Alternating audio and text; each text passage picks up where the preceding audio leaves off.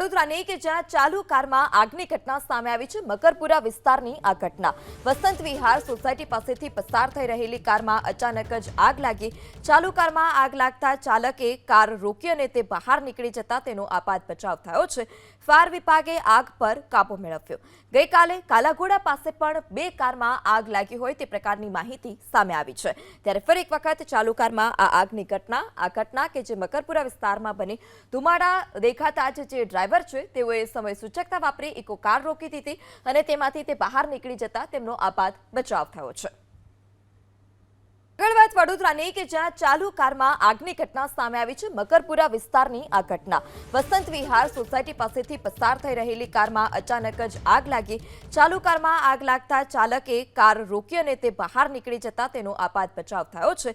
Fire વિભાગે આગ પર કાબુ મેળવ્યો। ગઈકાલે કાલાઘોડા પાસે પણ બે કારમાં આગ લાગી હોય તે પ્રકારની માહિતી સામે આવી છે। ત્યારે ફરી એક વખત ચાલુ કારમાં આ આગની ઘટના કે જે મકરપુરા વિસ્તારમાં બની। ધુમાડા દેખાતા જ જે ડ્રાઈવર છે તેઓએ સમય સૂચકતા વાપરી ઇકો કાર રોકી દીધી અને તેમાંથી તે બહાર નીકળી જતા તેમનો આપાત બચાવ થયો છે।